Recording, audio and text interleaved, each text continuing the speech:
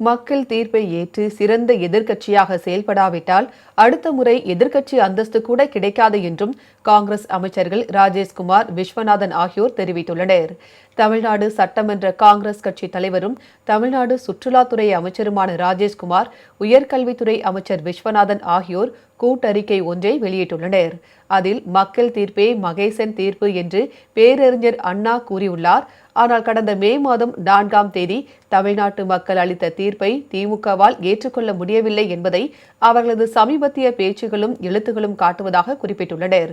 மத சார்பற்ற கொள்கையில் உறுதியாக இருக்கும் தாவேகவிற்கு துணை நிற்பது காங்கிரசின் கடமை என்றும், இதை செய்ததற்காகத்தான் காங்கிரஸ் கட்சியையும் இந்தியாவின் ஒரே நம்பிக்கையான மத வெறி கொண்ட பாசிச பாஜகவை உறுதியுடன் எதிர்க்கும் வலிமை கொண்ட ஒரே தேசிய தலைவரான மக்களவை எதிர்க்கட்சித் தலைவர் ராகுல் காந்தியை வரம்பு மீறி கொச்சையான வார்த்தைகளை பயன்படுத்தி திமுக விமர்சித்து வருவதாகவும் குறிப்பிட்டுள்ளனர். ஒரு தேர்தலில் கூட கூட்டணி இல்லாமல் வெல்ல முடியாத கூட்டணி கட்சிகளுக்கு ஆட்சி அதிகாரத்தில் பங்கு கொடுக்காத திமுக கூட்டாட்சி குறித்து பேசுவது விந்தையாக இருப்பதாக தெரிவித்துள்ளனர்.